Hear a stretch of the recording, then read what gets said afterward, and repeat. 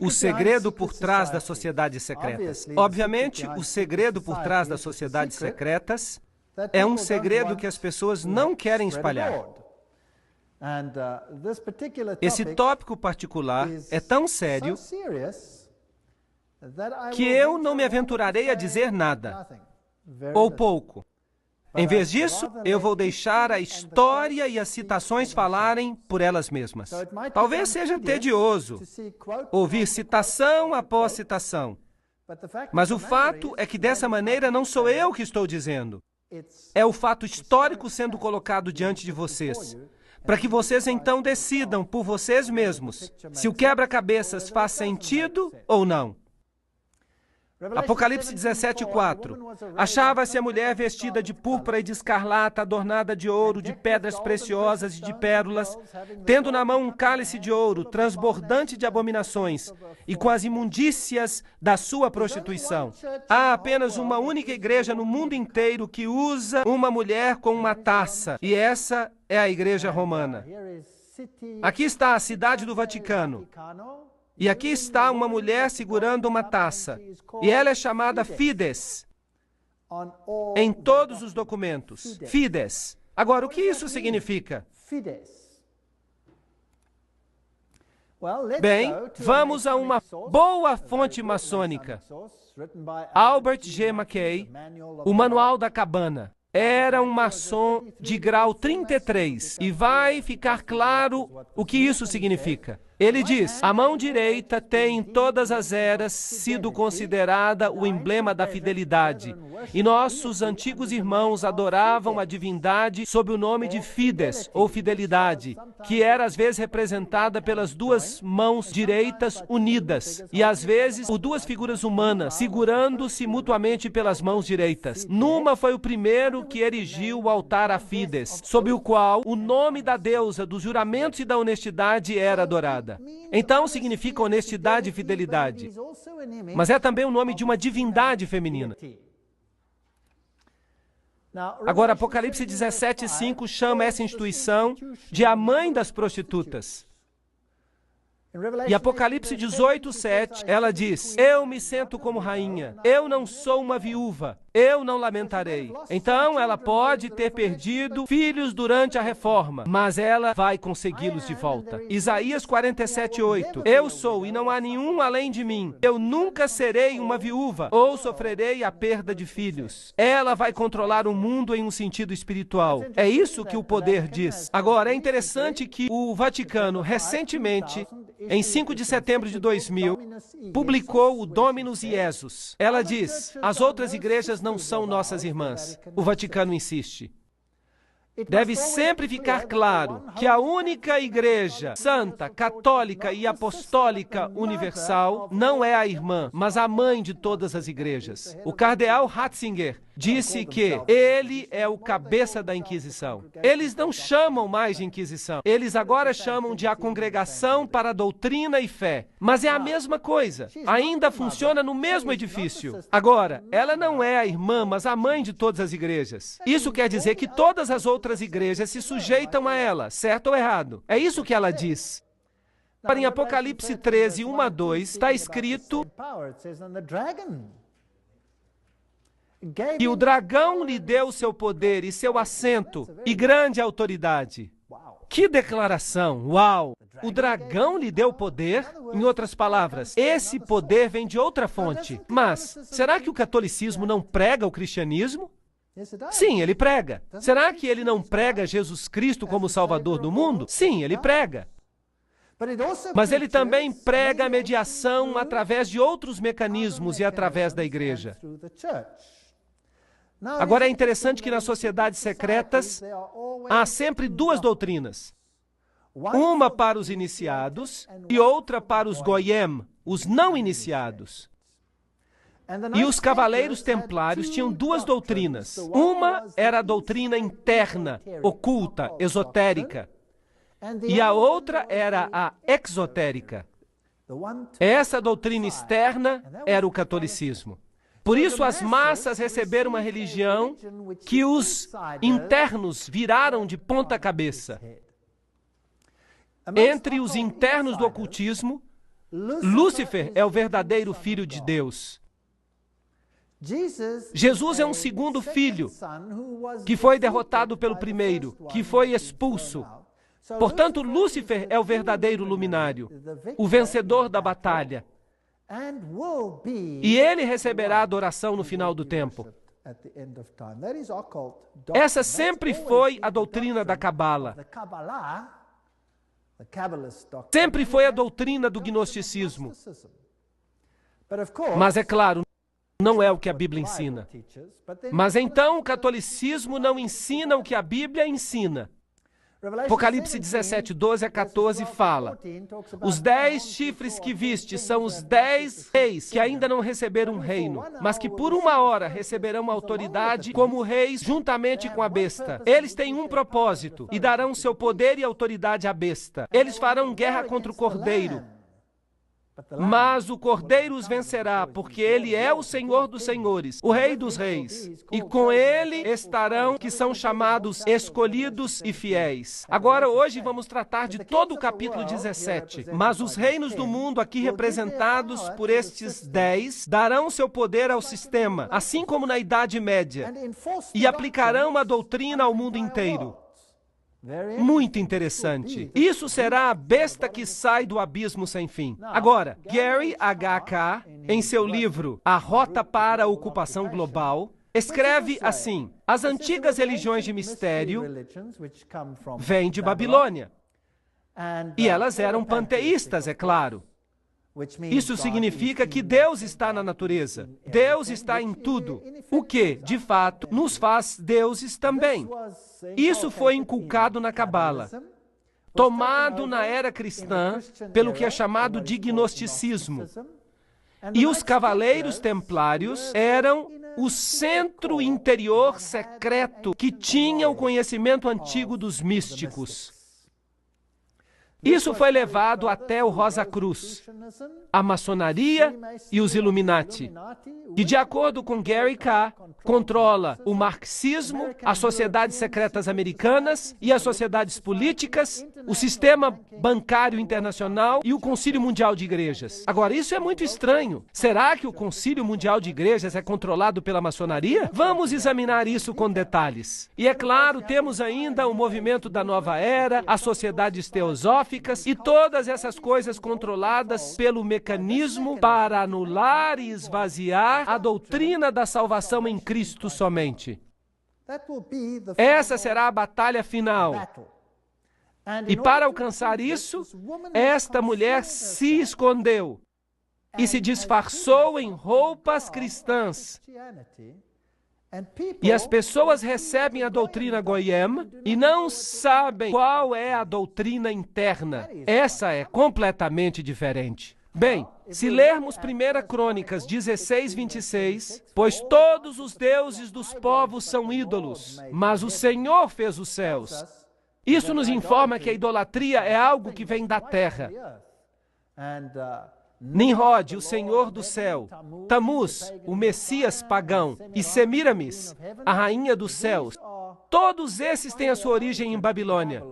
E se você passa pelas religiões que foram propagadas no Líbano, na Fenícia, em Babilônia, na Síria, na Grécia, em Roma, no Egito, na Índia, na China, no México e na Escandinávia, você tem a mesma figura sob nomes diferentes. Baal, Tamuz, Astorá, El, Baco, Astarte, Belo, Tamuz, Reia, Estar, Nino, Hércules, Beltis, etc., etc. E no Egito, Ra, Osíris, Oris, Ísis, Hathor. E na Índia, Vishnu, Krishna, Isidevaki, e assim por diante. Agora, o romanismo, a Igreja Católica, tomou essa trindade e transformou-a no Pai, na Mãe e no Filho, que significa que eles devem elevar a Mãe ao ponto da divindade. E veremos como eles fizeram isso, e que estão fazendo isso com a sanção do Papa. Assim, a verdadeira trindade e a trindade católica romana são duas coisas muito diferentes. Para os Goyim, são Pai, Filho e Espírito Santo. Para o círculo interno, são Pai, Mãe e Filho, que não são nada mais do que Baal, Tamuz e Astarote, se você quer usar os nomes antigos. Júpiter é o Deus que é adorado sob Petrus, a rocha. E ubi Petrus, ibi ecclesia, significa, onde está Pedro, está também a igreja.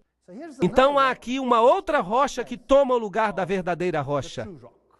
Cristianismo e sociedades secretas? Poderíamos resumir isso da seguinte maneira: a velha religião babilônica deu origem à Cabala, enquanto que os essênios e os outros, o gnosticismo, veio à existência e o gnosticismo foi fundado por Simão Mago. Isso vem de nenhuma outra fonte, senão a história da magia, por Eliphas Levi. Essa é uma importante fonte maçônica. Portanto, o gnosticismo foi fundado por Simão Mago. Então, esse gnosticismo, que é a doutrina secreta, foi eventualmente, através de muitas organizações intermediárias, levado até os Cavaleiros Templários. E os Cavaleiros Templários eram um grupo da Ordem Católica Romana, que foram colocados no sítio do templo para protegê-lo. E eles tinham fortes ligações com as sociedades islâmicas, inclusive com os ismaelis, os carmatitas, os fatimitas, os druzas e os assassinos. E esses são muito interessantes. E eu vou falar sobre eles quando falar sobre a conexão islâmica. As sociedades secretas, assim como os templários, tinham duas doutrinas. Uma para os Goyim e outra para os iniciados, os internos. As duas se opunham uma à outra diametricalmente. As sociedades secretas do Islã fazem exatamente a mesma coisa. Mas isso vai ser uma outra palestra. Agora, os templários, eles tinham a sua informação secreta interna, inculcada pela Rosa Cruz e pelos jesuítas. Os jesuítas, de novo, formaram e criaram a maçonaria. E a maçonaria foi criada como o braço protestante da Igreja Católica Romana. Eles não sabiam disso, eles foram enganados, iludidos, para fazer a obra que Roma queria que eles fizessem, para que Roma pudesse se sentar nos bastidores enquanto a maçonaria fazia isso por eles, enquanto a maçonaria fazia isso por ela. Então não era ela, eram os protestantes que estavam fazendo e não Roma. Muito esperto. Então vamos olhar agora os Cavaleiros Templários. Aqui estão algumas das representações. Esta é a demologia, o líder na época da dissolução dos Cavaleiros Templários.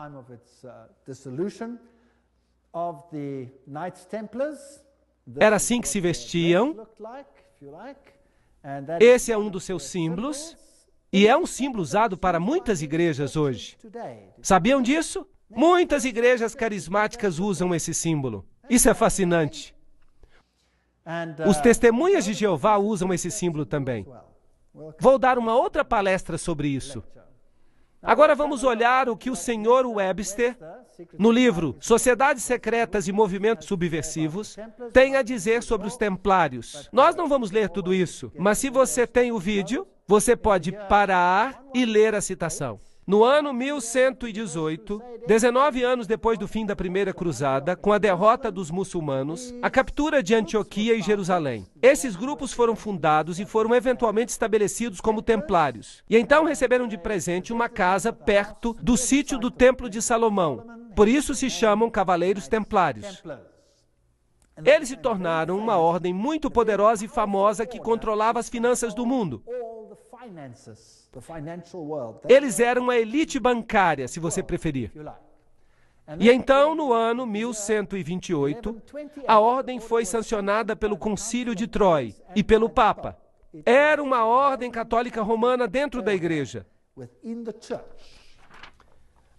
Agora, alguns anos mais tarde, em 13 de outubro de 1307, essa ordem foi oficialmente terminada pelo rei da França, porque este havia descoberto o que eles estavam fazendo.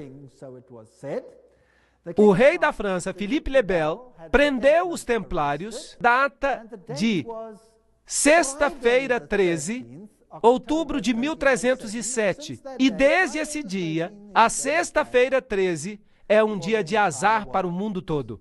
E as acusações feitas contra eles eram: A cerimônia da iniciação à ordem era acompanhada de insultos à cruz, a negação de Cristo e obscenidades grosseiras. Havia todo tipo de coisas. Lembrança de Sodoma, pois aconteceu lá a adoração de ídolo, que era considerada a imagem do Deus verdadeiro. E ali estava Bafomé, este símbolo aqui de uma divindade, macho e fêmea, andrógena. A omissão das palavras da consagração na missa. O direito que os chefes leigos se arrogavam de dar absolvição e a autorização do vício não natural. Então eles tinham que amaldiçoar a cruz, pisar em Jesus, jurar aliança a Bafomé e sancionar esse vício pouco comum.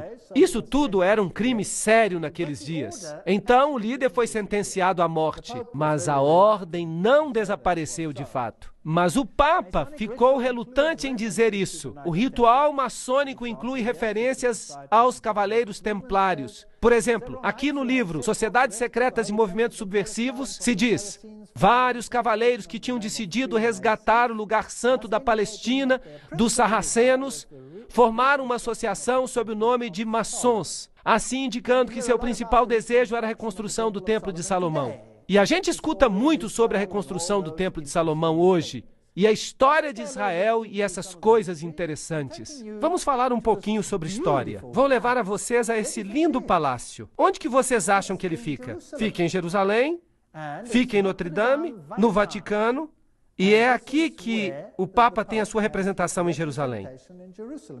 É um palácio para um rei. Ali está a bandeira do Vaticano e há ali uma ala inteira que tem alguns artefatos papais muito interessantes. Agora, em Jerusalém, eu fui visitar o sítio dos cavaleiros. Aqui está o Palácio dos Cavaleiros, o Patriarcado Latino, onde eles tinham originalmente um sítio, e os cavaleiros do papado agora controlam esta área. Esse é o símbolo que eles usam, que é usado por muitas religiões hoje. A Igreja Rema usa esse símbolo, por exemplo.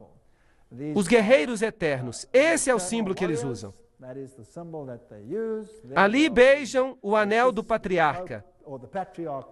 Eles se tornam cavaleiros, como os demais cavaleiros. E eles incluem proeminentes banqueiros e indivíduos. Dentro da igreja você tem, é claro, a estátua de Júpiter, como Pedro. Notem que o pé está bem beijado. Eu não queria beijar esse pé. Por isso eu só fiquei em pé ali. É uma igreja importante porque o Papa Paulo VI e o Papa João Paulo II visitaram esta igreja, que é, claro, altamente simbólico. Ali estão as placas de o Patriarca Latino. Se vocês entrarem, há um altar interessante, e quando você olhar para o altar, você vai ver certas figuras ali. Esta é muito interessante. Vamos chegar mais perto. Conseguem ver a águia com duas cabeças? Esse também é um símbolo da maçonaria. Ali está, sobre o altar dos cavaleiros. E o que existe ali desse lado? Duas espadas seguras como uma bússola. Fascinante. Há muitas figuras maçônicas aqui. As penas da cauda, a águia, tudo lembrança do que você tem, por exemplo, no verso da nota do dólar. E todos esses outros círculos interessantes com o triângulo e com o sol ao redor dele. Os herdeiros dessa variação templária são os jesuítas. Agora, os jesuítas, é claro, são aqueles que, por trás dos bastidores, controlam muitas coisas. Eles foram fundados no dia 15 de agosto de 1534. Foram fundados por Inácio Loyola e foram sancionados pelo Papa no dia 27 de setembro de 1540. Então, eles foram criados, por assim dizer, para enfrentar a reforma. Seu objetivo era destruir a reforma. Loyola queria que a ordem fosse a campeã da unidade católica E, é claro, da submissão ao vigário de Cristo, o Papa. Isso era absolutamente essencial. Aqui você tem a instituição da organização de Loyola pelo Papa. Nesse dia particular. E há algumas analogias interessantes que nós encontramos aqui. Aqui, por exemplo, há uma analogia considerável entre os graus maçônicos e os jesuíticos. Os jesuítas também pisam no sapato, carregam o joelho, porque Inácio Loyola assim se apresentou a Roma e pediu a confirmação da ordem. Agora, tudo que eu falo tem uma citação junto. E se alguém ficar chateado com alguma coisa que eu disser, então telefone para as pessoas que disseram isso e fique chateado com elas, certo? Então é isso que faziam e é isto que a maçonaria faz. Então você tem aqui uma ótima ligação. Portanto, quem existiu primeiro? Os maçons ou os jesuítas? Os jesuítas existiram primeiro, claro. Deveriam obedecer como que a um cadáver. As constituições repetem 500 vezes que se deve ver a Cristo na pessoa do general.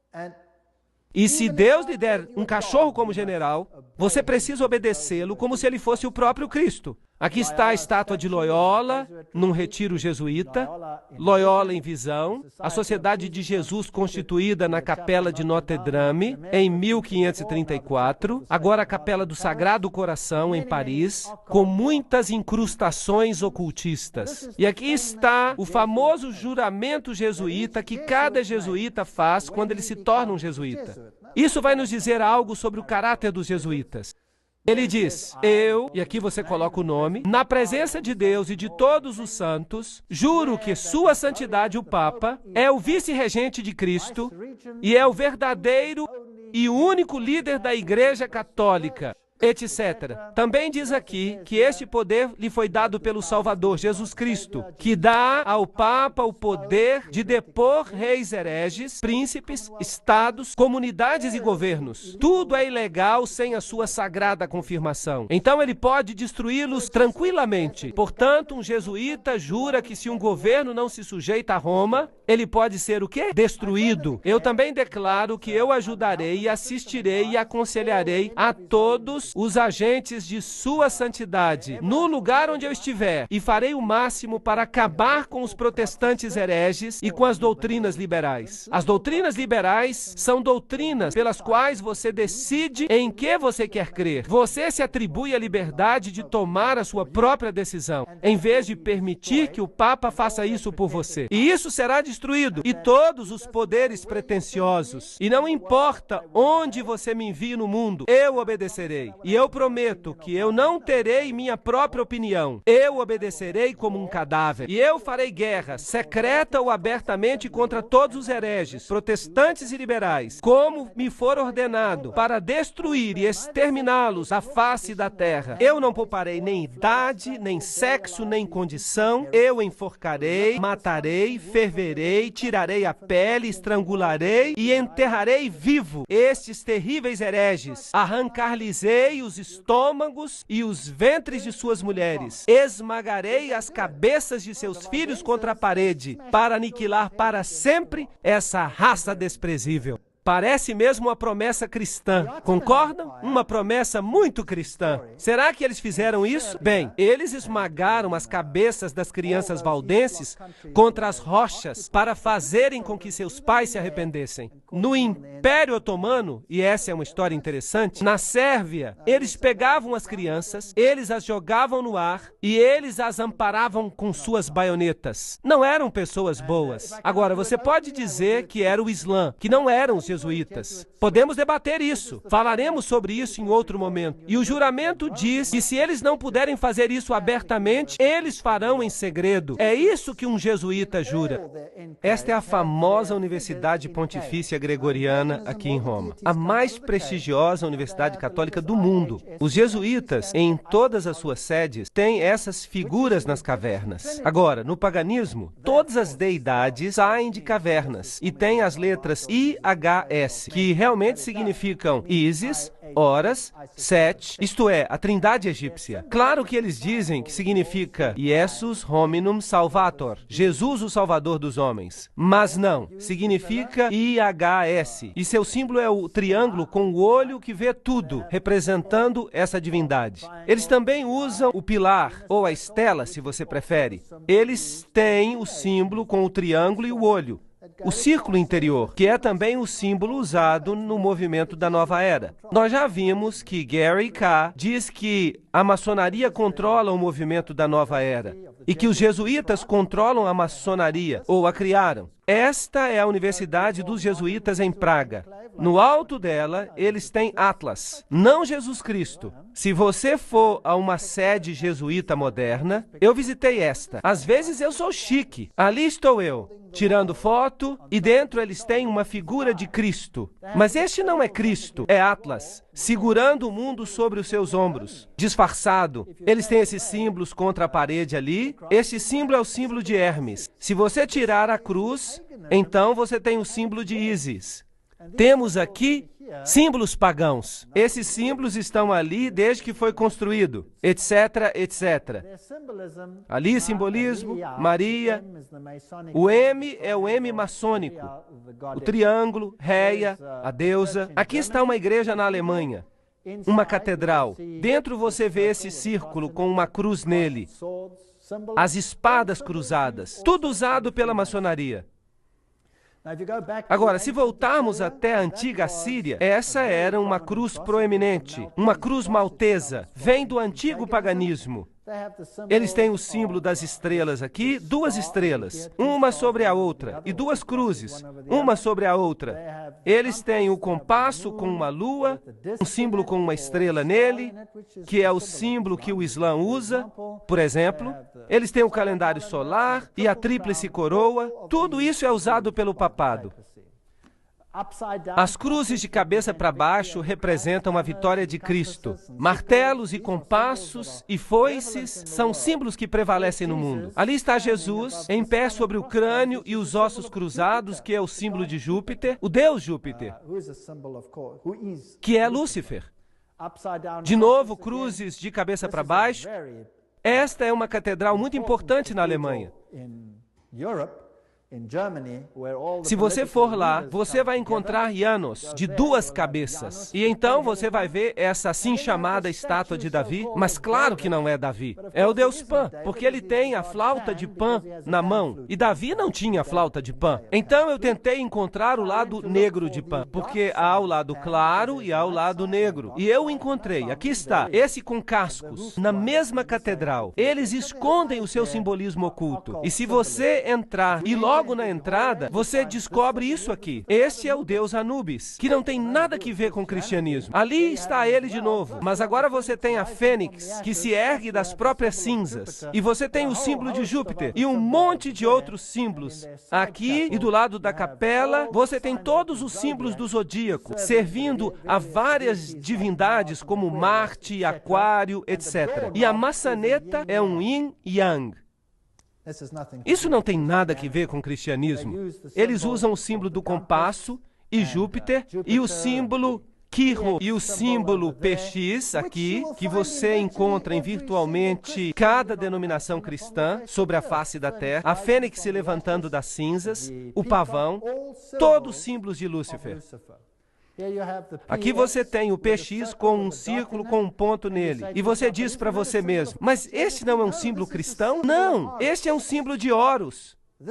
Isso nada tem que ver com o cristianismo. Vamos perguntar a Albert Mackay, um maçom do grau 33. Ele vai nos dizer o que o símbolo significa. O ponto dentro do círculo é um interessante e importante símbolo da maçonaria. O símbolo é realmente uma alusão linda, mas estranha ao culto ao sol e introduz para nós pela primeira vez essa modificação entre os antigos que adoravam o falos. Então este é um símbolo bastante nojento. Ele tem que ver com os órgãos masculinos. Uau! E nós estamos tirando isso da boca do cavalo. Então, o que significa o PX? Vamos à melhor fonte maçônica do mundo. O livro Morais e Dogma, página 292. E caso você não me creia, eu tirei uma xerox para que você possa vê-lo. Este é o cajado de Osíris. Não existe uma fonte melhor do que esta. Aqui está o mais alto oficial da maçonaria, segundo o rito escocês. Em uma medalha de Constâncio está a inscrição: neste signo vencereis. E então vem algumas outras coisas interessantes. Este é o cajado de Osíris. E aqui está o tal místico e as cruzes e as estrelas de Davi. E então ele usa este aqui também. Um símbolo interessante. Ele diz que as vestimentas dos sacerdotes de Horus estavam cobertas com essas cruzes. Aqui está a cruz maltesa. Lembram que eu mostrei para vocês essa cruz no rei sírio? Agora, quem usa isso em suas vestes? Bem, vamos dar uma olhada. Opa, aqui está. Quem está usando? O Papa está usando. Então, o que ele é? Ele deve ser o sacerdote de Horus. Então, para o mundo exterior, parece cristianismo. Mas para o círculo interior, é ocultismo. No chão da Catedral de Londres, você tem o Triskele, que é um yin-yang tríplice. Bem, o que isso significa? A versão céltica do yin-yang. É isso que é. O Triskele, o mar, amuleto, uma deusa céltica de sabedoria e bruxaria que foi entronizada na Revolução Francesa. Só que ele está perguntando. A deusa da razão, bruxaria, razão, tudo é a mesma deusa. No chão da mesma catedral, você encontra o tal místico. O que o tal místico representa? Vamos perguntar a outro maçom. Ward diz, é o símbolo do lado masculino e criativo da divindade. De novo, uma conotação sexual. O que isso está fazendo no chão de uma catedral? Então, os jesuítas são os herdeiros da religião oculta e eles controlam o mundo através de seus agentes. Eles ficam nos bastidores, criam suborganizações e todo mundo pensa que eles não estão ativos. Mas vamos perguntar a eles mesmos no que eles creem. Aqui está a história dos generais das Sociedades de Jesus. Estes são todos generais, começando com Inácio de Loyola. Estão todos listados aqui. Não temos que falar sobre todos eles. Eles vêm até o presente. Essa lista vai até o general que governa o nosso tempo. Peter Hans Kolvenbach. Um nome bastante alemão. É interessante que os alemães são muito prominentes nisso. Peter Hans Kolvenbach é o cabeça dos jesuítas. O cardeal Ratzinger, outro alemão, é o cabeça da Inquisição. Eles parecem estar bem no controle. E com que ele se parece? Está ele, Peter Hans Kolvenbach. Você está olhando para, provavelmente, um dos homens mais poderosos do mundo hoje, se não o mais poderoso. Ele é o Papa Preto. Aqui você tem esta caverna de Loyola, aqui você tem George W. Bush e o Papa em audiência um com o outro, e eles não fazem nada por acaso. Eles estão exatamente debaixo desta figura que eu mostrei para vocês, onde Loyola recebe sua comissão do Papa. Agora, a cerimônia de investidura e o juramento extremo dos jesuítas, em um cartão de catálogo. Aqui está. Você aprendeu a planejar cuidadosamente as sementes da inveja e do ódio entre as comunidades, províncias e estados que estavam em paz, e a levá-los às obras de sangue, a envolvê-los em guerras uns com os outros, e a criar revoluções e guerras civis nos países que são independentes e prósperos, cultivando as artes e as ciências, e desfrutando das bênçãos da paz, a ficar dos lados dos combatentes e agir secretamente em comum com seu irmão jesuíta, que pode estar engajado do outro lado, mas abertamente se opor àquilo que você pode querer, de modo que a igreja possa ser a vencedora no final, nas condições fixadas nos tratados por paz e que os fins justificam os meios. Uau! Isso é a ciência de Hegel. 2 pontos pontos de vista opostos, o pensamento dialético, você faz guerra um com o outro e você os esfrega uns contra os outros até que nada sobra. Isso é chamado tese e antítese. E o conflito resultante traz a síntese. Note que o jesuíta pode estar bem ativo de um lado, mas ele pode também estar muito ativo do outro lado. Então, este é o processo que eles usam para conseguir as coisas. A Guerra dos 30 Anos. Agora, sobre o que foi essa guerra? O objetivo, o alvo, era a guerra se tornasse uma guerra de aniquilação. Além disso, era possível para eles permitir que a paz fosse concluída com países, com governos rebeldes que tinham imposto uma lei que dizia que os jesuítas não mais deveriam mostrar a cara. Vocês sabiam que os jesuítas foram expulsos de virtualmente todos os países, inclusive dos países católicos, porque eles eram tão decisivos? Os reis católicos não podiam expulsá-los. Se um rei católico ousasse expulsar um jesuíta, aquele país era destruído.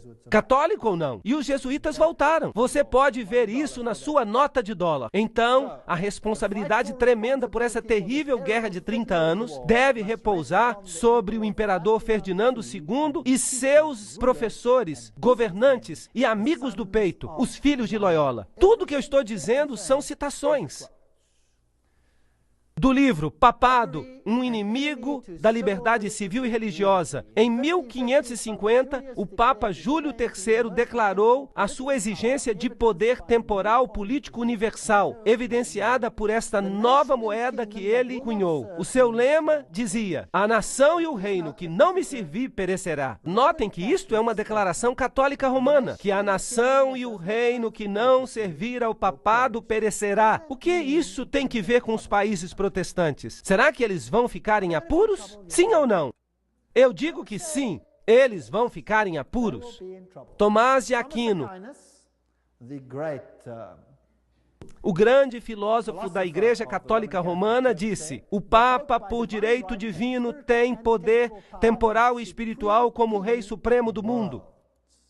O Papa de Roma, como cabeça do governo papal, tem soberania absoluta e supremacia sobre todos os governos da terra. Todas essas citações são muito poderosas. Não há nada medíocre nessas citações, e elas vêm das principais fontes. O direito de depor reis é inerente à soberania suprema do Papa, como vice-regentes de Cristo, exercendo domínio sobre as nações. O cardeal Henry Manning, em 1892, era o arcebispo de Westminster. Portanto, ele está no controle de todas as nações do mundo. Agora, é interessante que a Bíblia nos fala que essas palavras foram colocadas na cruz de Cristo. Jesus de Nazaré, Rei dos Judeus. Você pode ler isso em João 19:19. Mas no crucifixo católico romano estão as palavras INRI escritas. Mas se você olhar no dicionário Webster, significa Jesus Nazareno, Rei dos Judeus. Mas no juramento extremo dos jesuítas, significa algo totalmente diferente. Significam Justum necare reges impios, que significa: é justo exterminar ou aniquilar os reis ímpios ou hereges, governadores, governantes. Esse é um ponto interessante. Agora, uma outra coisa que eles querem fazer é destruir o protestantismo. Nós acalentamos no fundo de nossos corações este princípio, que qualquer coisa que não nos unir deve ser destruída. E nós estamos prontos para fazer isso. Tão logo nós tenhamos os meios para, com todas as energias, aplicar esses princípios. O protestantismo já está em decadência, está afundando e perecendo. Sim, nosso destino é contribuir para a sua última agonia, marchar contra esse esqueleto quebrado e espalhar os ossos. Oh, que nós nos apressemos na dissolução com os nossos esforços fortes e unidos. E então eles escreveram: o protestantismo está se tornando decomposto, está caindo aos pedaços. Nós estamos começando a ganhar os seus homens mais importantes. Isso faz parte do plano secreto. Estes são os piores dos católicos, os inquisidores, os jesuítas. Eles são simplesmente o exército romano romano pela soberania terrestre do mundo no futuro, quando o pontífice de Roma será o imperador. Será como um feudalismo universal e eles serão os mestres. Isso está sendo planejado. Isso é o que representa. Eles talvez nem acreditem em Deus. Do livro Os Irmãos Karamazov. Tudo isso são citações. O general dos jesuítas insiste em ser o mestre, o soberano dos soberanos. Onde quer que os jesuítas entrem, eles serão os mestres, custe o que custar. Sua sociedade é, por natureza, ditatorial e, portanto, ela é o inimigo irreconciliável de toda autoridade constituída. Do livro 50 anos da Igreja de Roma, escrito pelo padre Chiniquy. O próprio Inácio Loyola diz: o poder do general será sem limites. Tudo o que ele achar necessário para honrar a Deus, ele terá mesmo poder de mandar voltar ou mandar em outras direções aqueles que vêm diretamente dos papas. Então esta é uma ordem poderosa. Friedrich von Hardenberg disse: nunca antes na história do mundo houve uma sociedade assim. O próprio Senado romano não fazia tramas para dominar o mundo com grande certeza de sucesso. Eles querem o domínio mundial com um Papa entronizado como único governante.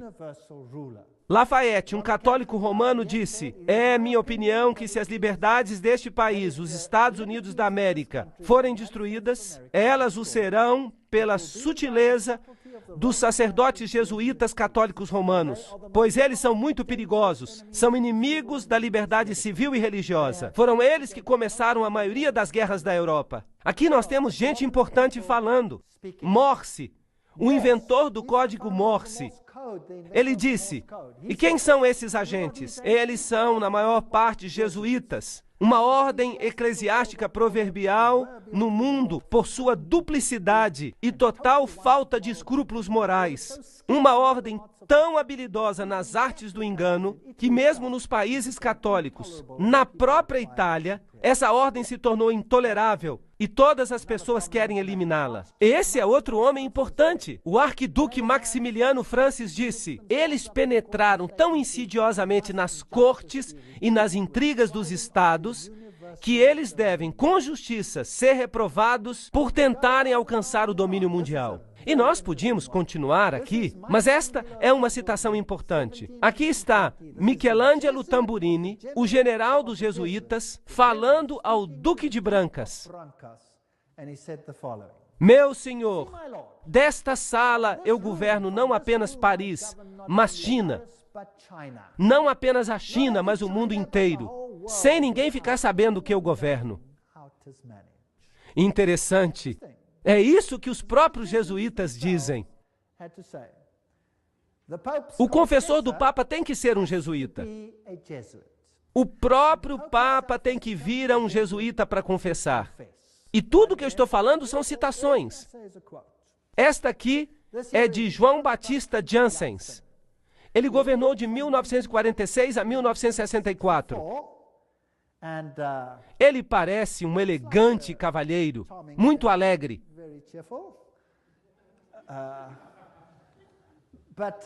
Não obstante, vejam esta fotografia que foi tirada do Saturday Evening Post em 1959. E aqui está o que ele comanda. E nós vamos falar dessas coisas na próxima palestra. Ele controla as seguintes sociedades secretas: a Ordem Militar Soberana dos Cavaleiros de Malta. Então é ele quem manda nos Cavaleiros de Malta. A loja maçônica Shriners, segundo o rito escocês. A Ordem dos Illuminati. Os Cavaleiros de Colombo. Os Cavaleiros da Ku Klux Klan. Benai Berit, a Nação do Islã e seu exército particular chamado os Frutos do Islã, a Comissão da Máfia, o Opus Dei, junto com várias outras irmandades menores. Então cada uma dessas seitas secretas, cada uma dessas sociedades secretas é controlada pelos jesuítas. E como eles as controlam? Qual é seu objetivo? E quem é membro, por exemplo, dos Cavaleiros de Malta? E quem hoje é membro dos Cavaleiros de Colombo? Quem é membro do Benai Berit? Quem controla os Frutos do Islã? Quem controla a Opus Dei? Quem controla Skull and Bones? E todas as outras sociedades secretas? Qual é a sua agenda? É isso que precisamos descobrir. Lembrem-se que Roma quer recuperar domínio total. E se eles são o centro da teologia templária, então eles querem controlar o mundo para o dragão, não para Jesus Cristo. O dragão lhes deu seu poder e seu trono e sua grande autoridade. Isso é assustador. E esse poder pode estar dominando o seu país como ele domina o meu. Mas as boas novas é que Jesus predisse isso. Nós lemos no Apocalipse, ele diz que não importa quanto eles se associem, não importa quanto eles tramem, o reino vai para quem? Vai para Jesus. Apenas esperem. Portanto, não há nada a temer. Na próxima sessão, eu mostrarei para vocês as sociedades secretas e eu mostrarei quem são os seus membros.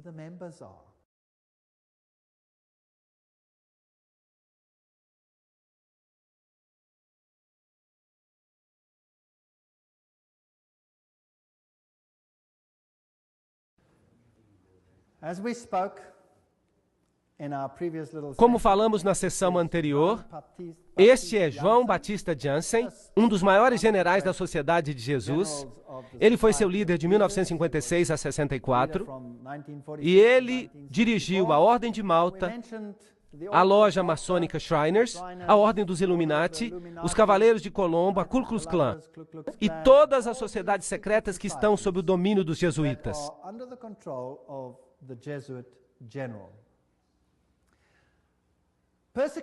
A perseguição à Igreja Católica na Alemanha foi dirigida apenas contra os elementos que não se submeteram inteiramente à centralização crescente da autoridade na Igreja e no Estado.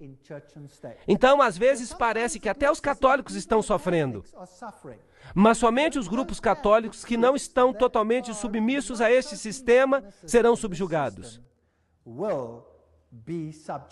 Algumas ordens católicas de fato se opunham aos jesuítas. Elas foram exterminadas, foram eliminadas. Na Revolução Francesa, os dominicanos tomaram a Inquisição dos jesuítas, mas eles foram eliminados e os jesuítas a recuperaram.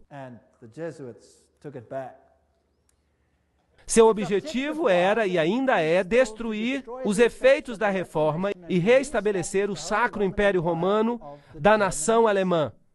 Uma grande Alemanha, em outras palavras, deve se tornar o centro do Sacro Império Romano ressuscitado. Leo H. Lerman, 1942, um historiador americano, disse isso.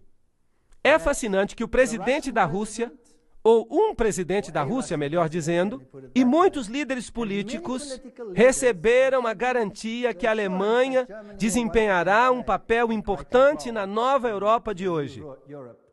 Não é também fascinante que foi um padre jesuíta, o padre Stempfel, e não Hitler, que escreveu Minha Luta? De fato, você pode lê-lo, próprio livro Minha Luta. Agora, a SS usava este símbolo do crânio e dos ossos cruzados. Que isso era símbolo? Vocês se lembram? Era o símbolo de Júpiter, o deus da morte. Era também o símbolo de Osíris, que era o deus da morte. Anubis era simplesmente uma outra forma de Osíris. Ele era o deus da morte. Ele é o deus dos mortos. Mas Jesus disse, eu sou o Deus dos vivos. Eu não sou o Deus dos mortos, eu prefiro servir ao Deus dos vivos.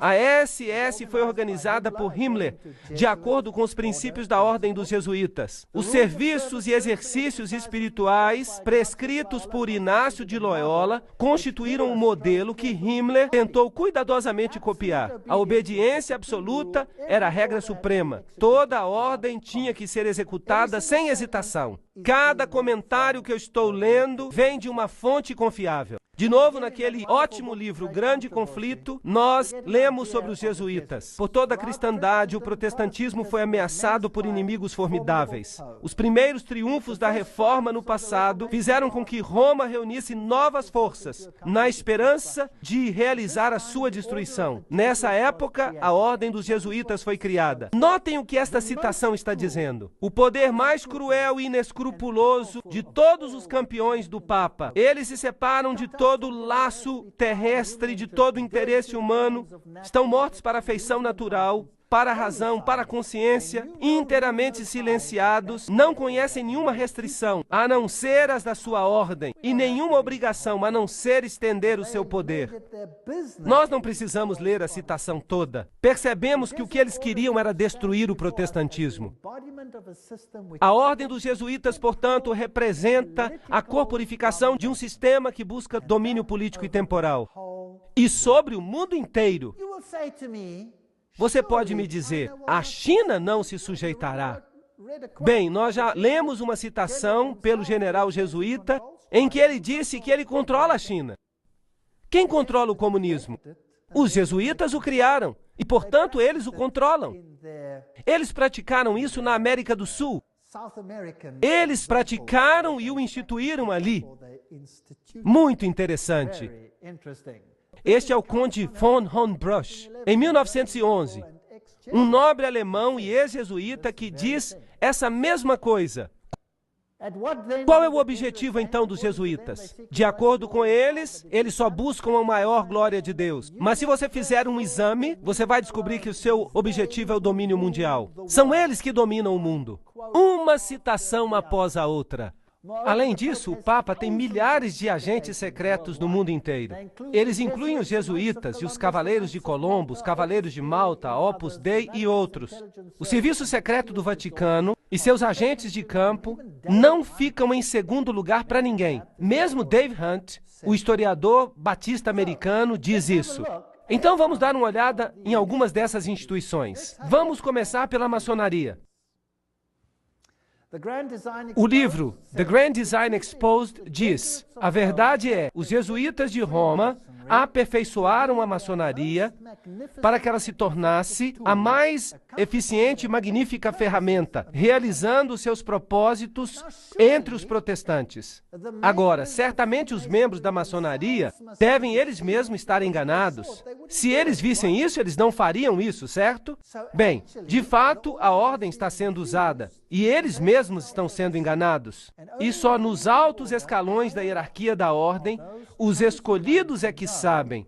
E eles são controlados pelos jesuítas de Roma. Muito esperto, para obrigar o protestantismo a fazer o que você não pode fazer abertamente, porque o próprio protestantismo disse que você é o anticristo. Então, tudo isso é interessante.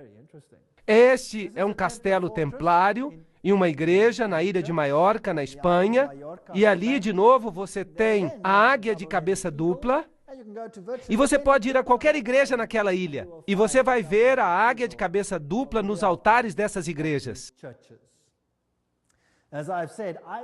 Como eu já disse, Adam Weishaupt foi o fundador do jacobinismo, e ele é também o fundador dos Illuminati.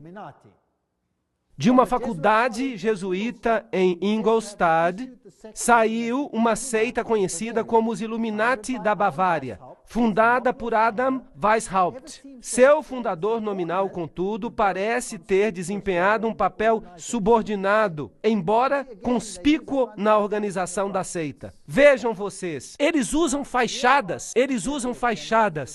Agora, aqui estão dois generais jesuítas. Este é o general Ritchie e este é o general Ledochowski. E muito interessante, este aqui, 1773 a 1814, governou durante a supressão da ordem.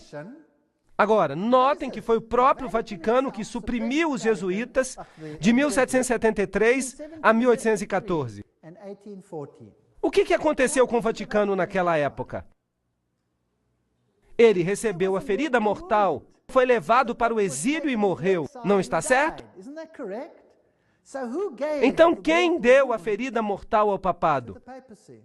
Foi a própria ordem da igreja. Foi uma luta pelo poder. E ele criou nessa época os Illuminati. Foram criados por Weishaupt. E é claro, ele é também o pai do comunismo moderno.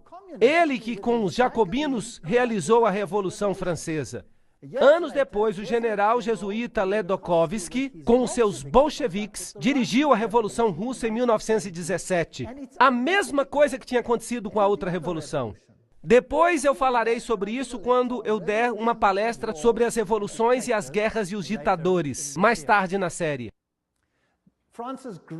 A maior autoridade francesa nos jesuítas, Edmond Paris, disse: a Revolução Russa, pela eliminação do czar, protetor da Igreja Ortodoxa, não decapitou o grande rival e ajudou a penetração da Igreja Romana? Precisamos reagir enquanto o ferro está quente. O famoso Russicum, a Faculdade Russa de Roma, foi criada em 1929 e seus missionários clandestinos levaram as boas novas a esse país cismático. 100 anos depois de sua expulsão pelo czar Alexandre I, os jesuítas tentaram conquistar o mundo eslavo. E será que o pobre mundo eslavo sofreu? Eles foram massacrados aos milhões. A história mostra o que aconteceu lá. Quando Stalin, provavelmente um dos maiores assassinos em massa de todos os tempos, fez isso. Frederico o Grande, chamado assim na Rússia, fez com que os mais elevados graus das constituições maçônicas do antigo rito fossem revividos. E ele mesmo escreveu a Constituição sob o guia do general jesuíta. A Enciclopédia da Maçonaria, de Albert G. Mackay, diz que ele mesmo fez isso. Interessante. E agora notem isso. Essa fonte é inacreditável. Aqui está Isis desvelada pelo próprio Blavatsky, o autor da doutrina secreta. Ela diz que os ritos são a geração dos filhos de Inácio de Loyola. O direito escocês e todos esses trabalharam sob as instruções do general dos jesuítas. Então, quem controla a maçonaria? Os jesuítas, não há nenhuma dúvida disso. Aqui nós confirmamos a investidura do cavaleiro templar maçom nos conselhos da dita ordem da cavalaria, e esperando e confiando que ele diminuirá para conduzir a glória de IHS, o Altíssimo e Poderoso Deus, e honrará a marca que nós recomendamos. Aqui está um ritual da maçonaria que é totalmente jesuíta. Então, os jesuítas controlam a maçonaria. Aqui está um templo da maçonaria, em Oklahoma.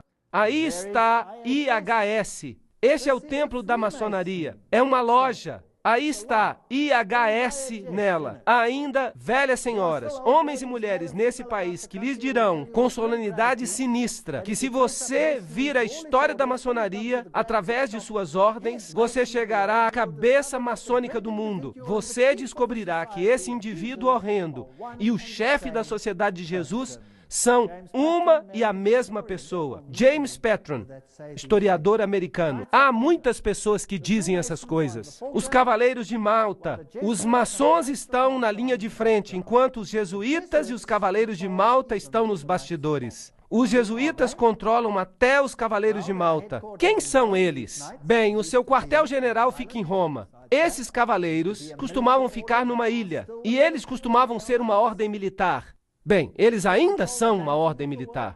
Eles são cavaleiros. Eles controlam o sistema bancário do mundo, a indústria dos complexos militares do mundo. Eles supervisionam o banco Chase Manhattan, com todas as suas filiais. Eles governam todos os serviços secretos, a KGB, a CIA, todas essas coisas procuram restaurar a idade das trevas. Tudo que eu estou dizendo é citação. Eu não estou falando nada de mim. Não me acuse de dizer nada. Eu só estou lendo. Quem são eles? Bem, aqui está o cabeça dos Cavaleiros de Malta nos Estados Unidos. Bem, agora ele está morto. Este é Francis Joseph, o cardeal Spellman, cardeal de Nova York. E o seu quartel-general é a Catedral de São Patrício, a Diocese de Nova York. Ali há vários.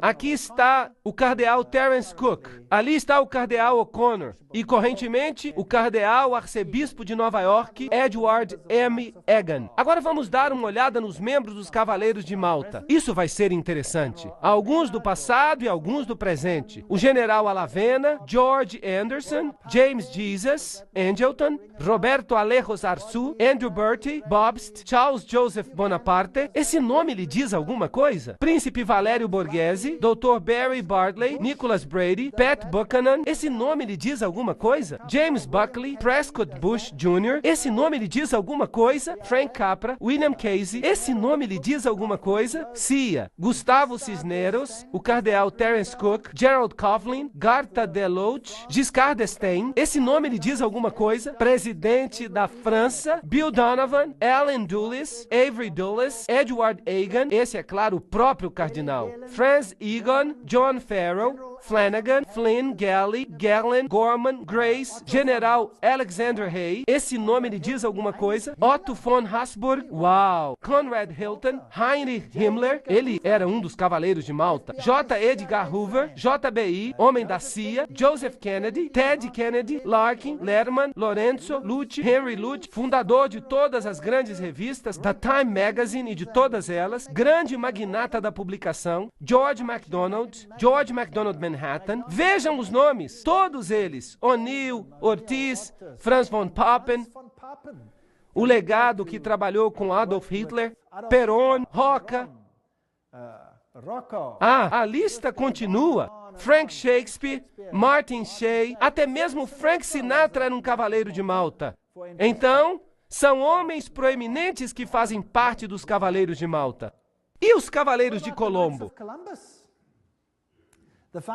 O fundador dos Cavaleiros de Colombo é o padre Michael McGivney. Ele viveu por pouco tempo, então ele morreu. Morreu muito jovem, aos 38 anos de idade. Ali está o emblema. E este é o seu site oficial. Você pode entrar nele e olhar.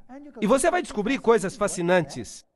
O que é isso? Oi! Você se lembra do que é isso? Um feixe de varas que você já viu na Revolução Francesa e bem ali no Manifesto dos Direitos Humanos. O que ele é? Fásquia. E há uma garlândia ao redor dela. O que isso significa? Todo o poder pertence a um homem. Quem será esse homem? Quem os Cavaleiros de Colombo, fundados por um sacerdote católico romano, querem ver no poder? O próprio Papa. Os Cavaleiros de Colombo, fundados em New Haven, Connecticut, em 1882, já são considerados fortes, com 300 mil. Somente católicos romanos podem entrar. A iniciação ao serviço ocorre em 4 graus. Trata-se do coração e da alma da política. Você não pode entrar na política se você não tem o selo de aprovação desses camaradas. O fato é bem conhecido no maquinário político e para os políticos não católicos, cujo candidato deve receber a aprovação de Roma e dos cavaleiros antes que possam ser nomeados para qualquer cargo, mesmo a presidência. A principal função dos Cavaleiros de Colombo é política. Sim, política jesuítica. Livro Uma Ameaça à Nação, de Jeremias J. Crowley. Isso foi uma citação. Essas são acusações sérias. Ali estão eles com sua fásquia. Isso vai se tornar cada vez mais claro à medida que continuarmos. E vocês percebem aonde nós estamos chegando. Pois hoje Roma considera, escutem isso, pois hoje Roma considera o regime fascista como sendo mais próximo dos dogmas e de seu interesse. Nós não apenas temos o reverendo jesuíta Padre Coughlin elogiando Mussolini na Itália como uma democracia cristã, mas sua revista oficial, que é o Civiltà Católica, esta é a revista oficial dos jesuítas, ela diz, e este é o órgão vital dos jesuítas, ela diz: o fascismo é o regime que mais corresponde aos conceitos da Igreja de Roma. Isso é assustador. Você percebe que o controle aumenta cada vez mais? Você está percebendo que isso está acontecendo? Você percebe que nós estamos sendo cada vez mais tratados como indivíduos que temos que nos ajoelhar 20 mil vezes diante de outros poderes? E há também a organização Opus Dei, uma ordem leiga, religiosa, semi-secreta, cujo principal objetivo é dar total apoio ao Papa. E essas pessoas andam por aí com grampos na carne para que sintam dor constante com cada movimento, para lembrá-los de sua obrigação. E eles têm membros muito, muito importantes, como o presidente de Portugal, por exemplo. Ele é um membro da Opus Dei. E então nós temos a organização do Skull and Bones. Quem são eles? Bem, eles têm este crânio e esses ossos. O que isso representa? Agora vocês já sabem a respeito de Júpiter. E eles têm o número 322. E se você olhar em Gênesis capítulo 3, versículo 22, você descobrirá: agora o homem se tornou como um de nós, conhecedor do bem e do mal. Eles levantaram o homem ao nível da divindade. Aqui está a Universidade de Yale. Este é o lugar onde estão. Agora vamos consultar uma das maiores autoridades sobre Skull and Bones. Trata-se de Anthony Sutton. Vamos perguntar para ele quem ele é. Educado nas universidades de Londres, Göttingen e Califórnia, antigo pesquisador da instituição Hoover, da Universidade de Stanford, bem como professor de economia na Universidade do Estado da Califórnia. Ele teve a audácia de falar e escrever um livro. E isso foi muito custoso para ele. Mas, não obstante, vamos citá-lo. Aqui está o livro. Anthony Sutton, O Estabelecimento Secreto da América. Uma introdução à ordem dos Skull and Bones. Então, para que não seja eu falando, vamos citá-lo. Skull and Bones. Pronto. É Bush. Bush ganhou a eleição. Vamos assistir a este vídeo. A Universidade de Yale, a base das primeiras famílias da América, confessou suas explorações sexuais de um caixão sinistro. Em uma sala cheia de fumaça, uns poucos poderosos especuladores manipulam a economia global. Estas são as supostas atividades de algumas das sociedades secretas da América. Grupos com nomes como Bilderberg, Skull and Bones ou Caveira e Ossos, e a Comissão Trilateral. A Sociedade da Caveira e Ossos foi fundada em 1832 por 15 livres docentes da Universidade de Yale, em New Haven, Connecticut. Eles estabeleceram uma sociedade secreta com regras e rituais que permanecem inalterados até o dia de hoje. A cerimônia de iniciação à Caveira e Ossos acontece em abril, no porão de uma tumba. Um distinto membro serve como mestre de cerimônias. Uma vez vestido, ele passa a ser chamado de Tio Toby. O membro mais baixo é designado Diabinho e recebe uma fantasia satânica.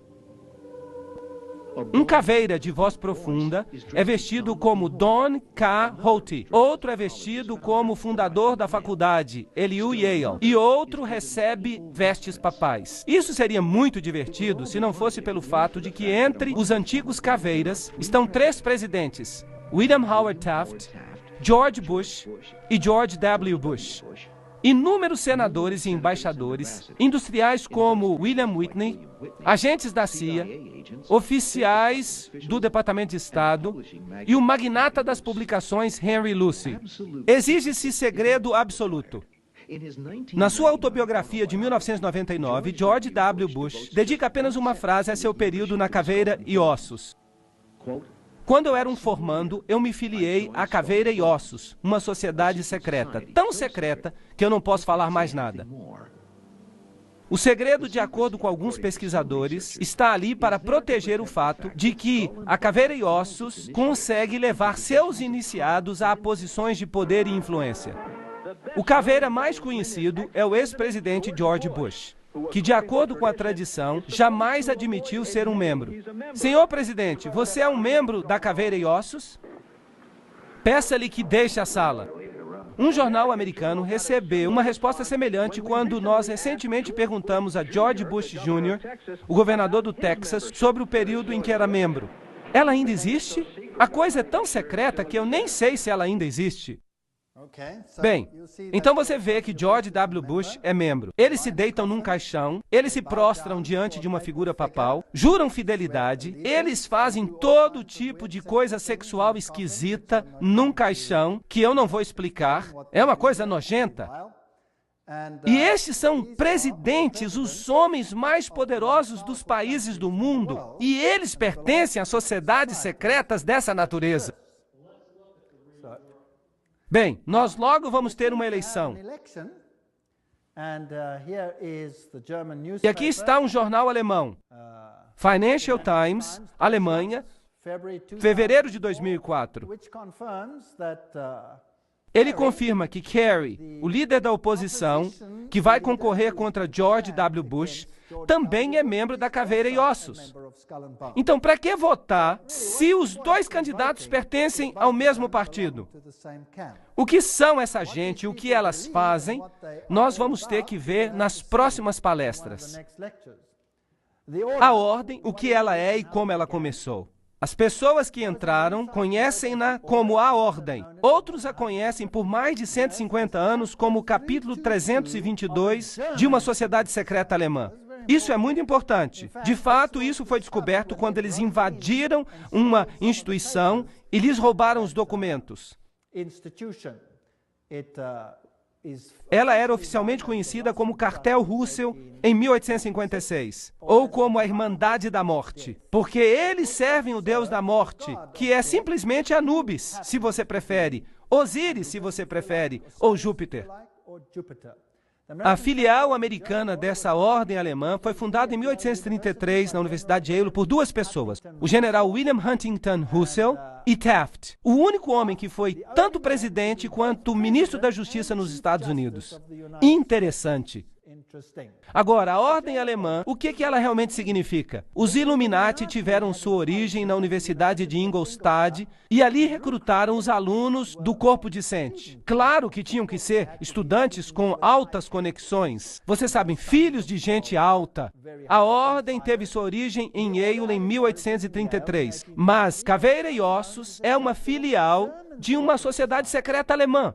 Então, que organização ela representa? Os membros ativos têm bastante influência para fazer com que seus filhos e parentes entrem na ordem. E há uma considerável quantidade de casamentos entre as famílias. E eles, então, pertencem a duas categorias principais. Pertencem à velha linha de famílias americanas e pertencem às famílias que têm grande riqueza. Quando um novo membro é iniciado na ordem, disse que hoje à noite ele morrerá para o mundo e nascerá para a ordem. Assim ele se referirá a ela. A ordem é um mundo em si mesmo, no qual nós temos um novo nome e 14 novos irmãos de sangue, também com novos nomes. Agora, há também uma filial britânica que foi estabelecida em Oxford, na faculdade de All Souls. E a filial britânica é chamada o Grupo. Então, a Caveira e Ossos não é apenas um. Você tem um grupo americano e um grupo europeu também. Então, o grupo se conecta com a filial judaica através dos Rothschilds, o círculo interior. E essa, então, é uma organização secreta mundial que tem os indivíduos mais elevados na indústria, no governo, em todos os aspectos da vida. E eles são, de fato, os governantes mais proeminentes do mundo de hoje. E se falamos da sede alemã da sociedade, então falamos dos Illuminati. E George W. Bush disse que havia 1000 pontos de luz iluminando o mundo naquele momento. É interessante que a ordem escreve muitas constituições. Os membros também escrevem constituições. Por exemplo, Archibald MacLeish, que é um membro da Caveira e Ossos, ou era. Ele escreveu a Constituição da Unesco. Agora nós vamos ter que falar da Unesco. Vamos descobrir o que é. Igrejas, o Seminário Teológico da União está sob o controle da Caveira e Ossos. Um seminário muito interessante. Nós vamos falar com mais detalhes depois. As principais firmas de advocacia, de comunicação, da indústria, a Casa da Moeda, e tudo isso controlado pela ordem. É assim que o capítulo 322 opera. Há um centro interior. Percebam que isso de fato é o olho que tudo vê, a beirada do olho. Mas há algo mais. Há um centro interior, há um círculo interior, há um círculo exterior, há um círculo atlântico. O Clube da Boêmia, notem bem, o Clube da Boêmia é parte da Caveira e Ossos, a Sociedade de Peregrinos, a Ordem da Penumbra, o capítulo 322 da Ordem, a Comissão Trilateral, tudo isso fica junto. Você pode de fato falar assim, o Conselho de Relações Exteriores, as Nações Unidas, os Bilderbergs, o Clube de Roma, o Instituto Real de Assuntos Internacionais e a Comissão Trilateral, com os Illuminati controlando tudo dentro, formando basicamente uma mesa redonda. Agora vocês viram que o Clube da Boêmia faz parte do pacote. Agora, o que é o Clube da Boêmia? Bem, aqui está a Gruta da Boêmia. A edição de 2 de agosto de 1982 da Newsweek relatou, e aqui está uma outra citação, o acampamento de verão mais prestigioso do mundo, a Gruta da Boêmia, está agora funcionando 75 milhas ao norte de São Francisco. Fica numa floresta, é uma fortaleza, mas, estranhamente, a gente consegue penetrar mesmo em fortalezas. E um jornalista disposto conseguiu entrar. Os 2.700 acres furiosamente guardados é uma extensão de campo do Clube da Boêmia, uma instituição ultra exclusiva somente para homens de São Francisco, à qual o presidente republicano desde Herbert Hoover pertence. Isto é apenas uma citação. Esta é a cerimônia da Gruta da Boêmia, que foi fotografada, que foi filmada. Claro que estava escuro, muito secretamente por um jornalista que causou a maior confusão. Agora, você consegue ver pouca coisa neste slide. Então, eu vou explicar para você o que está acontecendo. Nesta floresta, os homens aparecem nus. Nus! Eles têm que andar pelados. De fato, alguns membros deixaram a sociedade porque eles estavam cansados de caminhar nus. Agora, imaginem, todos os presidentes dos Estados Unidos foram membros da Gruta da Boêmia. Os sacerdotes se vestem em vestimentas papais. Eles reverenciam uma coruja, porque a coruja vê na escuridão. Ela tem iluminação. Eles adoram a natureza. Eles dizem, a beleza nos envolve agora, e nós a adoramos. Esta é a natureza. É culto à natureza. E eles honram a coruja e se prostram diante dela. Essa é a pior forma de paganismo. Existem outros rituais sobre os quais eu não quero falar. Eles acontecem entre esses homens pelados. E se vocês lerem suas Bíblias, vocês vão descobrir que aqueles que adoravam em grutas eram chamados de pervertidos. Eles eram pessoas de alta posição e estavam entre os mais altos da sociedade. E periodicamente vinha um bom rei e fazia uma limpeza, mas então eles voltavam ao poder. Este é o culto à natureza, este é o culto a Pan, este é o culto a Lúcifer. E os presidentes do mundo são membros. Vamos agora ver o vídeo da Gruta da Boêmia.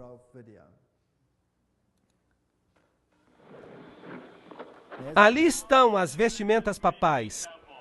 A coruja nesse templo de folhas. Que todos dentro da gruta o reverenciem. Que ergam as cabeças, as árvores, e sejam levantadas para sempre. Pois eis que aqui está o templo da Boêmia, as santas colunas desta casa. Ali está a coruja. Oh, a beleza é eterna. E nós nos prostramos diante da beleza eterna. Pois nós buscamos uma felicidade duradoura, e ela nos envolve agora. A grande natureza, o refúgio do coração cansado. Nós nos prostramos apenas diante de ti, grande natureza. Ela é sempre fiel. Os amigos podem nos falhar, por isso precisamos nos aproximar como filhos. Criancinhas que sempre creem, que nunca duvidam da sua beleza e da sua fé. Sacerdotes da Boêmia, o nosso fogo funeral aguarda o seu cuidado. Príncipes de toda a sabedoria mortal, coruja da Boêmia, nós te imploramos, concede-nos o teu conselho. Coruja da Boêmia, concede-nos o teu conselho.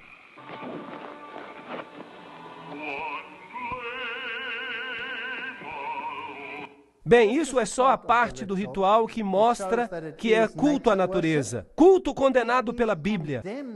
E, contudo, quem são os membros? Vamos continuar. Este é um artigo em Mother Jones, de 18 de agosto de 1981, volume 6, página 28, e relata quem são os membros proeminentes. Por exemplo, George P. Schultz, Stephen Batchel, Gerald Ford, Henry Kissinger, William Buckley. Você pode imaginar todos eles andando pelados e adorando uma estúpida coruja? Isso não é patético? Fred Hartley, Griffin, Haywood, Coors, Teller, Ronald Reagan, Clausen, George Bush, William French Smith, etc., etc., etc. É patético. Modus operandi da ordem. As atividades da ordem são dirigidas para a mudança da nossa sociedade, para a mudança do mundo, para trazer ao mundo uma nova ordem. Esta será uma ordem planejada que restringirá a liberdade individual. Isso é fascismo. E eu lhes mostrarei as encíclicas papais que vão fazer os seus cabelos se arrepiarem com respeito às coisas que vão acontecer ao mundo. E acreditem em mim, eu moro num país onde isso está sendo implementado. Você pode ver isso acontecendo todo dia. É assustador. Mas você não precisa ter medo do que está acontecendo. Se você sabe por que está acontecendo, você não vai se desesperar. Mas há milhares que estão atirando na própria cabeça porque não conseguem mais tolerar isso. 4.000 fazendeiros expulsos de sua terra, assassinados apenas no meu país. Perderam tudo, perderam a esperança, atiraram em suas próprias cabeças, exterminaram suas famílias inteiras, porque é melhor para elas morrerem do que viverem com isso. E vocês sabem o quê? Você dá uma palestra como esta, e você mostra o que está nos bastidores, e você sabe o que acontece? Eles se enchem de esperança, porque eles percebem que não é uma coisa que eles não compreendem. Uma vez que eles começam a entender a figura total, eles recebem esperança e eles dizem, uau! Então nós estamos mesmo no fim, porque isso é apenas o sinal de que Jesus está voltando. Haverá um reino melhor. Entreguemos as nossas vidas a Jesus Cristo, porque este mundo nada tem a oferecer. E eles então têm esperança. Então eles eram negativistas, mas eles ouvem uma palestra assim, por exemplo, e isso tem um efeito positivo, impressionante nos países onde essas coisas estão sendo implementadas atualmente. Nenhuma constituição vai proteger você contra isso. Eles controlam a educação. Eu mostrarei isso a você nas próximas palestras. Controlam o dinheiro, a lei, a política, a economia, a história, a psicologia, a filantropia, a medicina, a religião, a mídia. Nada escapa ao seu controle. E lembrem-se, eles não pertencem nem à esquerda nem à direita. Eles controlam os partidos da direita e os partidos da esquerda. Controlam os dois, é o princípio de Hegel. É a lógica de Hegel. Lembrem-se que tanto Marx quanto Hitler, os extremos de esquerda e direita, são apresentados como inimigos, mas eles evolveram do mesmo sistema filosófico, o sistema de Hegel. Eu estou citando um dos principais pesquisadores deste campo. Isso nos faz gritar de angústia intelectual por causa dos marxistas e dos nazistas. Lembram-se que os jesuítas nos disseram que eles devem servir de um lado e de outro? Lembram disso? Que eles devem criar conflito dos dois lados? O conflito dos opostos é essencial para causar a mudança. Isso eles querem. Hoje, esse processo pode ser identificado na literatura da Comissão Trilateral, na qual a mudança é promovida e a administração do conflito. Você já ouviu essa frase antes? Tudo bem, o conflito é essencial. O Estado é absoluto. Então, o Estado deve ter total controle. Isso significa que as pessoas devem abrir mão dos seus direitos para o Estado. Vocês estão vendo isso acontecer nos Estados Unidos atualmente? Claro que sim. Então, o Estado pede completa obediência. Um indivíduo não existe para si mesmo, nesses assim chamados sistemas orgânicos, mas somente para desempenhar um papel na operação do Estado. É isso que acontece também sob o nazismo. Tanto Hegel quanto Kant são filósofos por trás desse sistema. E eu fico atordoado. Eu estava na Europa há 4 semanas na Alemanha, e os líderes, o presidente da Alemanha, eles saíram e colocaram garlândias em frente das tumbas dessas pessoas e disseram: sua filosofia tornou uma nova Europa possível. Eles os honraram. Que coisa terrível. Eu quase digo satânica. Essa é a filosofia.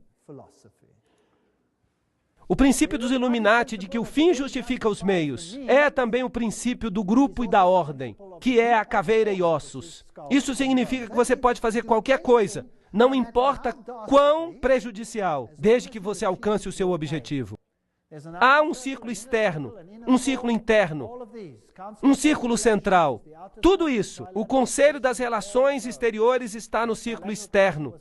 A Comissão Trilateral, é claro. A Comissão Trilateral foi fundada por David Rockefeller.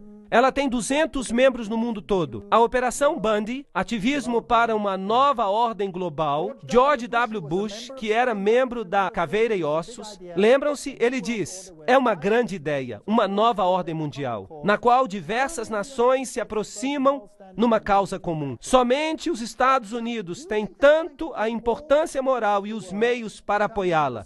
E então, vocês acham que eles estão tentando fazer com que todos os países do mundo formem um sistema? Sim ou não? Vocês acham que é possível que eles estão dando o seu poder à mulher que está montada sobre eles? Quem é que parece controlá-los? Os jesuítas.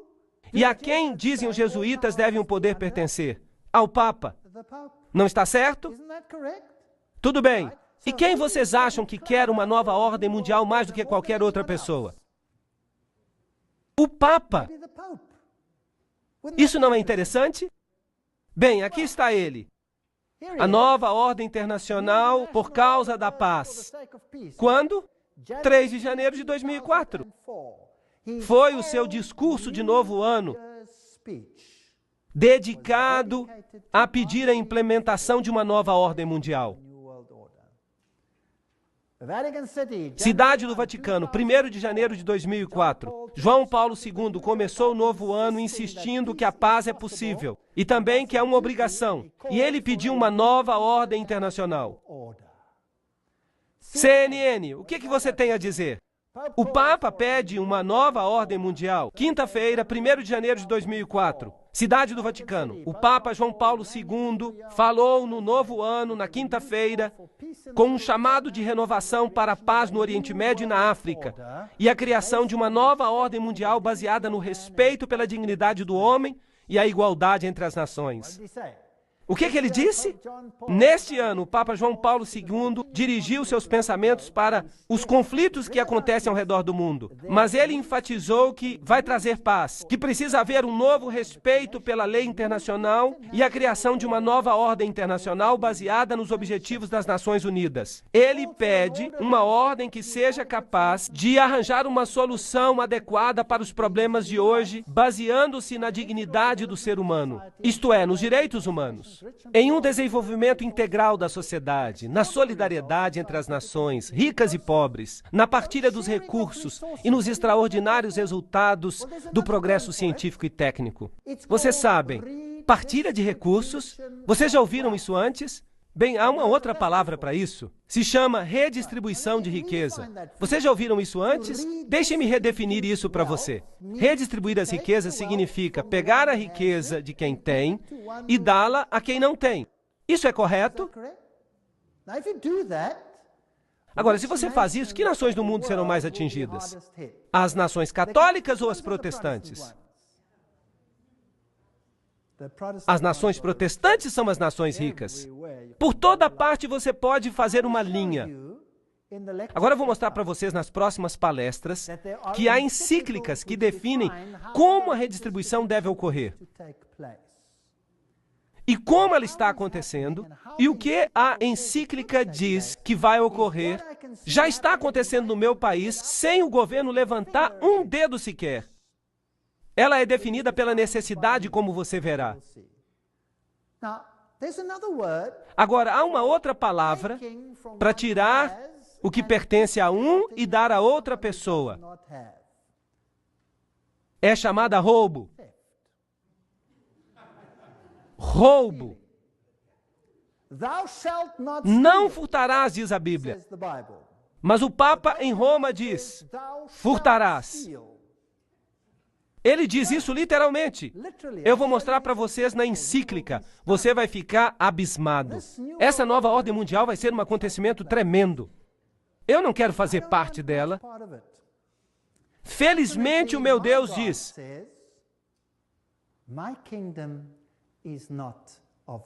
o meu reino não é deste mundo. Se fosse, eles lutariam por mim. Mas não é deste mundo. O meu reino é lá de cima. Você deve colocar os seus tesouros lá. Você deve colocar o seu coração lá. E porque eu vivo onde eu vivo, eu consegui me libertar daquilo que eu ganhei. Porque eu sei que ele não significa nada. Vocês sabiam que no meu país, se você sair de férias e você se demorar, quando você voltar, a sua casa já está ocupada e você não pode expulsar os invasores, mesmo que a casa seja sua. Vocês sabiam disso? Porque eles necessitam, portanto, eles têm o direito de invadir, mesmo que não seja deles. Isso não é piada, isso é fato. É assustador, mas quem se importa?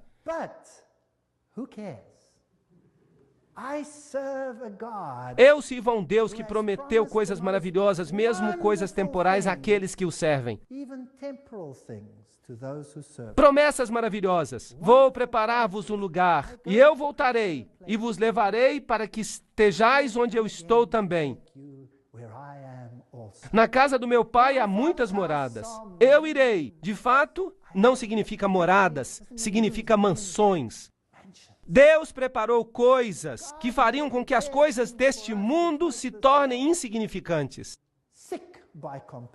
Então que eles tenham o seu reino, que eles tenham a sua diversão, porque o meu Deus diz que este mundo vai acabar e que o reino de Deus reinará para sempre. Por favor, não percam as próximas palestras. Nós entramos na montanha-russa, que vai nos levar a lugares maravilhosos. Obrigado por terem vindo. Thank you for coming.